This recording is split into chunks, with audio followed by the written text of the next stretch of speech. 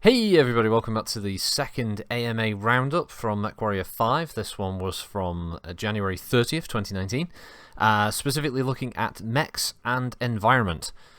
So we're just going to get straight to the questions. Will there be specific mech chassis that look unique, such as the Atlas variant that has one of the cockpit eyes gouged out, or a Centurion with a unique shield arm, that kind of thing? Yes, but there's been nothing specific. Yes, in the sense that stuff can be done, but it doesn't mean that it's in the game yet. It might appear later on. Besides mech customization with weapons in the mech lab, how will we be able to customize the exterior? Basically, this is going to be pretty much the same as MWO. With regards to decals, they're going to work out differently, or decals as they kept saying. They're going to have specific locations on every variant, well, every chassis. So you will be able to apply a decal to specific areas, and the reason for this is because the current system in MWO, you can place them anywhere, but they have issues where they pass through due to the projection system they were talking about, and they can look a bit shiny. And they don't want that. They want them to look more like actual paint on the mech. So these ones, when they're applied to these locations, will have damage states and can be burnt and look like they're peeling off and stuff like that. So it should be quite good. I imagine they'll give you plenty of locations to put decals. As far as the colours and channels, it's pretty much going to be the same as what you get in MWO, maybe some tweaking, but nothing specific. Will we have the ability to choose which hardpoint a weapon is assigned to? In MWO, it was necessary to add weapons to a location in a particular order if you wanted them to occupy a certain hardpoint. The good news about this is, yes, you can. You can pick to have a machine gun in the upper or lower slot in a ballistic hardpoint when you add them to the mech, so that's a nice touch. Maybe they can retroactively add that to MWO, who knows. Are the arms locked in limp mode with no weapons, or can we have them upright like in MechWarrior Online? I prefer the bent look way more. If they're naturally limp, could it be changed to a toggle option in settings? And do variants use hardpoints, and are they the same as MWO? The animations in this are more complex, apparently, so the arms, when they have no weapons equipped, will stay limp, but they are looking at a system where the arms will be pointed sort of slightly down to the ground or slightly outwards, and when they, for the AI at least, when they encounter a target, they will move to aim at you or one of your friendly mechs. As far as the sort of the toggleable option, that is going to be in there, so if you don't like it, it's kind of how it's going to stay at the moment.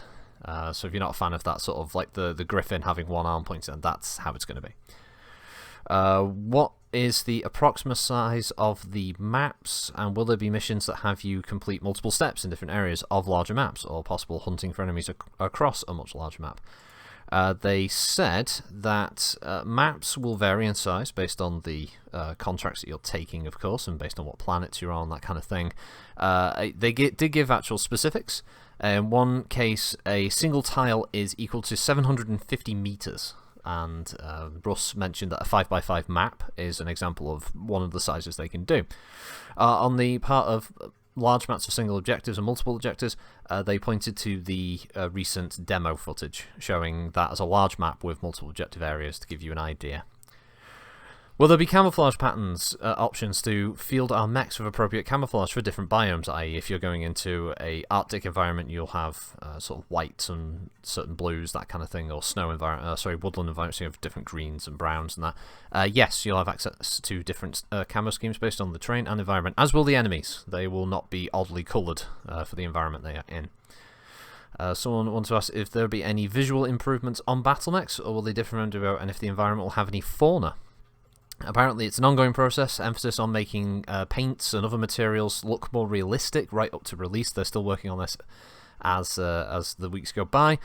Fauna is an option, it's something they can do, but it's entirely time dependent based on other factors and other elements they want to get into the game first. So it could be something that could be added later on, and when they talk about fauna, I guess they're talking about obviously having like certain maybe alien creatures to certain biomes, or you know, maybe like cattle and stuff on farms, that kind of thing. So let's see. Will there be a training or testing map for people to test builds on before missions? Nothing planned, but they do actually. It's a really good idea, and it's something to look into. An idea of that is in the Battletech universe there are simulators that pilots can use. Many do before they ever become actual, even rookie pilots. So the idea of the Leopard that you're on having a little sim chamber Makes sense, and yeah, you could use it to test out your build. I don't see any problem with that. Hopefully they'll add it. What was the other one? Will they have space or underwater environments? Yes, there will be environments in vacuums, so you will probably get dumped onto asteroids and maybe airless moons, that kind of thing. Underwater, it's technically too complex. It isn't out of the realms of possibility, and it could come post-release. Is it possible to have extreme weather effects, such as blinding blizzards or like a Martian sandstorm, to eerie typhoons and thunderstorms that could affect missions? The goal from the beginning then was apparently to have lots of different systems, including extreme types that can interfere with sensors and other equipment to make missions more challenging, or some of them feel a bit more unique.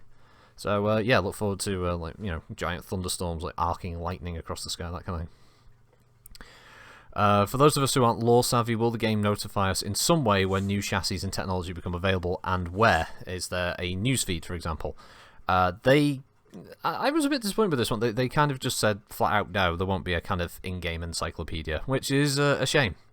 I think it would be nice if parts of the game could educate people about BattleTech while they're playing it. Maybe they can learn little bits and pieces, have a write-up for the mechs and different weapon manufacturers, and even some of the more important worlds in the different houses you're travelling around, but oh well, it's a shame on that one. Can you find non-canon or custom variants of mechs in store, such as the like a Hunchback 4G with a Hunchback 4SP torso or something like that, like custom hardpoints, basically talking about the idea of having a Franken mech design of mashing two different variants together to have a different configuration of hardpoints. The system can support such, but it's not something they've looked into. It's possibly something that you might look into a future update to add the hero mechs, or any new hero mechs they come up with. The idea of Franken mechs isn't on the list, but maybe modding can do that. How much redesign and tweaking work goes into the mech models for MechWarrior 5? They're pretty happy with the models for MW being ported over to UE4. They don't need to tweak much as far as the models are concerned, though they are looking at making the materials on those mechs, the textures and the such, look more realistic. Think about PBR, that kind of level of detail. Will destructible terrain have weight limits, such as a commando crossing a bridge, but medium or heavies breaking that small bridge? In general, destructibles do actually take your weight into account. They talked about mechs smashing through a building, but I think the question from Naman was more in the lines of having a mech on top of on a surface that can be destroyed. So kind of light mechs, say, jump on a building and it not collapse under them. But if a Highlander, for instance, jumped on top of a building, would they just go straight through it? They weren't sure about that, but they did like the bridge idea. So maybe that's gonna make an appearance. Will weapon hardpoints be limited in size? Can you put an AC-20 into a machine gun slot? The answer to that, there is sized hardpoints. So it was not something they just didn't want to do, it's just something they want to save for the single player game. Yes, sized hardpoints will be returning for MechWarrior 5. This means that if you have an AC-20 in an AC-20 slot, that is the only weapon that can go there. They make a few more examples of this later on. Will there be new weapons like Inferno missiles and armor switch? He didn't answer that. That was a real shame. I would have loved to have seen that, but maybe that was more of a gameplay question than a art and a sort of environment question. How many biomes are planned for release, and are there any plans to add more after launch? Biome list is currently around 20, they said, covering quite a lot of broad strokes. They want to get a lot of different Earth-type environments in there, and then looking at adding a few more alien-type ones. Think Grim Plexus with its bismuth pillars and that kind of thing. So yeah, 20 at launch, and definitely more to come in the future. With the caveat here, if the game's successful, that's the if it's successful, you'll get the moon on a stick. If it's not successful, you get what's in the pack. If it's super successful and it's bigger than Fortnite, you'll get everything you fucking want. That's the idea there. In terms of gameplay, how will the environment play a role in this MechWarrior? Is there anything new that we can expect to see? That didn't get answered. There was another about underwater, didn't get answered. Will MechWarrior 5 include any variants that are not in MWO, since the Mech Lab restriction in MechWarrior 5 could make some variants unique when they could be redundant in MWO? There's nothing on top of the head. If they come up with something that works in the timeline, they might, but it sounds like MWO's variant list is the one that we currently have in MechWarrior Online. However, when they do reach the alpha stage of being able to test the game more thoroughly, they will look at any variants that haven't been added to MechWarrior Online and see if they can put them in the game. Given Unreal Engine 4 is a more advanced engine where we see more realistic movement of battle mechs, such as shaking joints as they stomp, reactions to heavy hits such as stumbling or even falling over, amongst other animation improvements over MWO's already pretty good animation set. I'll admit, this one's my question.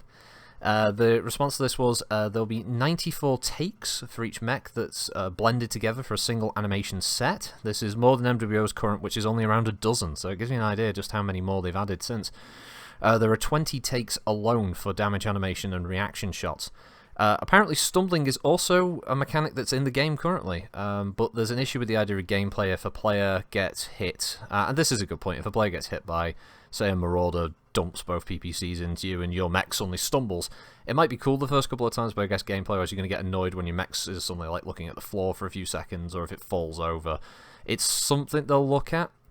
Another good point, though, that they mentioned is that inverse kinematics is in MechWarrior 5, which is really nice. I would love to see it added back to MWO, because it's weird seeing mechs float on the ground. Are airless environments going to be realistically bad for heatsink efficiency? That got skipped. Can I set trees and fields on fire? So you can tell there's some pyromaniacs in the audience for this one. Will there be animals, and can I do stompy things to them? And that's when you start wondering, is there a future serial killer in the chat there? Fields can be set on fire, we saw that in the demo. Trees can be, but it comes down to performance, the idea of if it proc gens a map that's got a crap load of trees and you end up setting them on fire, can your system really handle it? Infantry, which was mentioned in the previous AMA, is a consideration if they can add them, the idea of stepping on the poor PBIs, but yeah, the idea of murdering small fluffy animals or just animals in general, I'm glad they just basically said no, that would not be a consideration. Loved the demo, but the buildings seemed a bit stuck on the landscape for mech cover. Will they be further refined to feel more like the actual living, breathing towns? Yes, they are looking at tweaking those environments to make them more lived in. They have hopes of having people running around, milling about at the beginning, maybe when the combat breaks out they'll run, obviously, for cover and mass panic, that kind of thing. Can the dragon get its classic arm design? There's a low chance of this, because it would mean an entire remodel and they'd have to do an entire new animation set. That's a shame. In MechWarrior Online, weapons are sized to the mech. An AC-20 can look imposing on an Atlas, but downright cute on an Urban mech. Is there any effort to maintain the same weapon size across MechWarrior 5? Since they have tighter restrictions on weapons, as mentioned with the side hard points, the weapons will be more appropriate for them. So you won't have a ridiculous size PPC on the Panther. I mean, basically like the miniatures. The PPC on a Panther looked fine.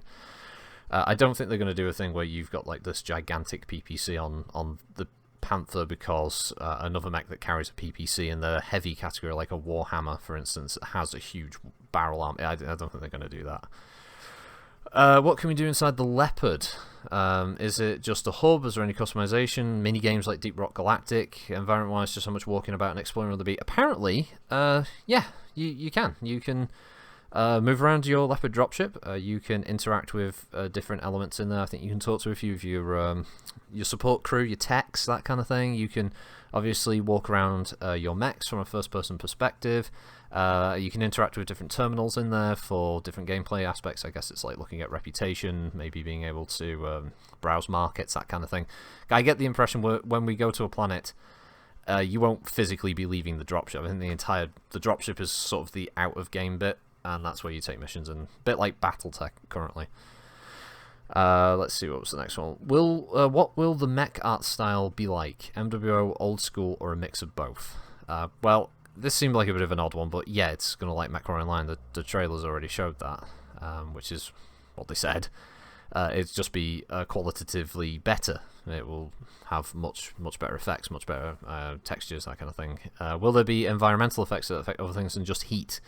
The main one they mentioned was obviously your vision. If you're in a blinding snowstorm, it's going to cover your cockpit, and you're going to have to have systems to make sure you can get rid of the snow and the ice and be able to see better. So I guess you'd be relying on things like maybe thermal vision, that kind of thing, to see. Someone asked, Marauder 2 appearing in 3040 in the game? And yes, it will be there. So we know the Marauder 2's in. What dropship will we have, and will we be able to buy new ones? Now, obviously, we know we've got the Leopard that was mentioned earlier, but Russ teased it that at one point they had done some work on having a Union class. and being able to move around that.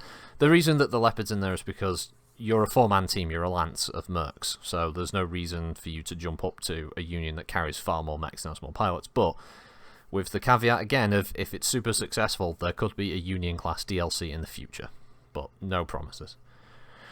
Can we expect environmental hazards like acid rain damage on exposed components?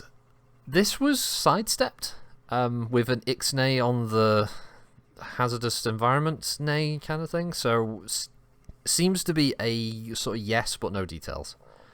Will we have different gravity environments affecting how mechs behave? I know someone was asking this with the idea of being able to use jump jets maybe on a weightless moon and then sort of zooming off, you know, the idea of a Highlander accidentally burning too much and just flying out into space. No, they're not planning on having any really like hard simulation of different gravity effects in the game. How far are you guys on shaders for the mechs and skins? Some of the pre-alpha screenshots look a little plastic-like, and there's lots of work to be done. Apparently shaders are being done right now, probably right up until release. Damage is done and is looking very good. Some of the mechs are finished, but others are in the process of being worked on, which is why some of them do currently look a little bit plasticky. But yeah, they're going to make them look a lot more realistic, apparently. Forest preservation and wildlife protection side missions. They like the idea of it, the idea that you might have to protect a certain area of land that might be protected on that world as a kind of national park, that kind of thing. So yeah, that's certainly something they could add, but they did emphasise that mods will probably allow you to add lots of custom mission types that you could download and maybe have randomly turn over as contracts. How far will mechs be able to bend at the waist, such as a light mech hiding under your nose syndrome? Are there any plan for melee? Range of motion is higher because it's not multiplayer. They don't have to worry so much about any unfair issues that might arrive having that level of waist bending, I guess we could say it is. Anyway, melee attacks are currently off the table, so basically if a light mech gets too close, you're just going to have to back up and look down and shoot it. Will we have night and thermal vision returning to MechWarrior 5, and if yes, is there any difference to it compared to MWO? Yes, plans for both, and they are working on implementing them now, and as far as they know, they are going to look different. Will we be able to customize the dropship, or at least paint the outside of it? Technically it's capable, but not something they've planned or done yet. It is something they would like to do for certain if time permits. Will all environments vary on a simple hot or cold spectrum, or will heat capacity and heat dissipation be affected separately? Basically goes on the idea of if it's too hot a planet, will the AI, lance mates and the enemy AI be able to take that into account, differing spectrums, and like, can they accidentally kill themselves by overheating, or will there be a scenario where a pilot ejects and he's in, say, an acid environment? Does that mean he'll just melt when he pops out of the mech? Like, will you lose an AI pilot that way? And I don't think actually they considered this, because your AI won't be susceptible to blowing themselves up or dying in a hazardous environment, but if they do eject, yeah, they did think that's something that they were definitely considering now it's been brought up. I don't think they'd really considered it until that point. With regards to weather, question was, I saw what looks like a thunderstorm in one of the trailers with lightning in the sky, but the lightning didn't seem to illuminate the sky. I see a streak of lightning and no illumination. Is this intentional, or is it being worked on? Apparently the video didn't properly show it off, but they do already have the effects in there for the skybox and the such, so it will be the whole shebang of you know, illumination through the sky, the arc lightning hitting the ground and lighting up those areas that it strikes, that kind of thing. So yeah, different environment effects will also affect the lighting as well. There was a question about critical splitting for mechanics, but that was skipped, unfortunately. What's the quality of the shark mounts you're implementing as a decal? They did mention that that is actually a pretty difficult decal to do for wrapping it around for every mech. It's not as simple as it might initially look. Will we have any sort of underwater combat or effects of water on the mech's open systems? That was skipped. Will mechs be able to have external parts, such as the Timberwolves missile launchers, as an example, which being blown off the side torso itself destroyed? It would be possible for modders to add this. They said that any weapon that has geometry can be damaged, so I guess an example is the catapult missile pods. Those can be blown off. It also means that a weapon inside an arm can be destroyed, but the arm itself is still intact, so you'll be able to do specific locale repairs, which is a nice touch. Will we have mega urban environments? Basically, I'm guessing this is just like a vast city environment with no outskirts. You're just deep within the urban jungle, so to speak. No reason it can't be done, and something that they will probably look into. It's going to come down to performance of having so many buildings and the possibility of those buildings being destroyed as the fighting happens. With so many chassis and variants, will the general loadout be the main difference, or will there be something like quirks to make each one stand out and give them a more specialized role? They mentioned again about the sized hardpoints, so like an AC-20 slot is only for an AC-20, so the variant is going to dictate the type of role it will play. Systems that Russ talked about how markets will have the possibility of finding something you might have been searching for, or maybe some surprise items, but other than that, they talked about how different weapons have different qualities, different manufacturers essentially act as quirks, but no, not really a full answer to that question. Will the selection of mechs like previous MechWarrior games, where you get a specified list of mechs to choose from for each mission, or will it be different? That was skipped. Other than grassy plains, what can we expect? They did give us a few. They said there's going to be glacial, moon types, grassy forest, Arctic tundra, deserts with like sandy dunes and Grand Canyon style. There'll be bismuth, other alien environments, but they want to mostly keep them for Earth style. Will we have critical engine reactions, such as, well, them going critical and exploding and killing everything around them? It's something they're testing, apparently. They're looking at the gameplay aspect of this, the idea that, you know, you may know to get away from the exploding mech, but your AI teammates might run in and get a ton of damage from a reactor explosion, so they're looking at balancing that. I kind of hope they don't put in engine explosions. Will the mech lab allow you to change the autocannon type? So if you have an AC-10 in the slot, can you upgrade it for an LB-10? This is a no. You have to have a variant that carries an LB-10 to be able to basically upgrade that LB to a higher quality LB, for instance. So none of that. How silly can we make the mechs look? Answer to this was not very silly. What kind of support equipment can we expect? Tags, NARC, ECM, AMS. Those are listed, yes, and any other types of equipment that are period specific will probably be there, though no specific names were given.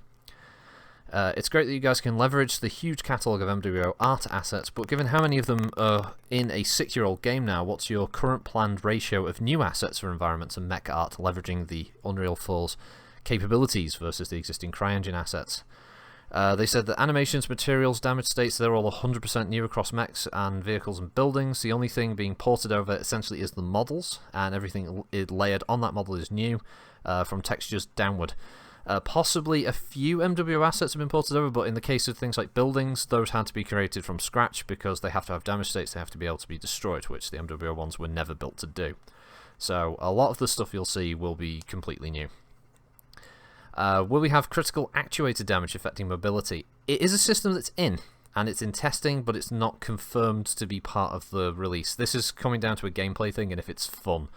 With the idea, I guess, if you're playing with some friends and your mech takes actuator damage, you'll slow down for the rest of it. How fun is that going to be while the rest of your friends are running around playing with full speed and your mech is knackered? So yeah, that's going to have to be tested a few. In the trailers and demos we've seen, combat versus helicopters, tanks, etc. is par for the course. Would we have missions where we can call in reinforcement assets such as these to fight for us against particular targets? This was a sort of a question I asked, although I asked last time if it was the idea that you could hire them, because we know there are obviously merc companies that are based around mechs or aerospace, but they did say that mission-specific reinforcements can be there, as we saw in the demo, but you being able to call them in is a no, unfortunately. So currently you won't be able to hire sort of artillery pieces to help you on specific missions if you think you might need it, that kind of thing. Maybe that'll change. Maybe modders can help that. They seem to be pretty confident that modders will be able to do a hell of a lot with the game. So we might see a lot of these things that aren't in getting ported in for us by the good old mod community there. And that wraps up AMA 2. So I've hopefully kept this one a little more brief compared to the original. Just shy of, or a little over 25 minutes. So yeah, that was it. There is going to be another one, obviously at this date, 30th, for the North American side of it. So make sure you catch that one. Obviously, catch a live stream if you can, or another somewhere on Reddit that might have posted up a copy of all the questions and the answers there. But that was the one for the European 6 PM UTC. Thanks for joining me. Hope you have a good week, and I'll see you for the next AMA. Bye!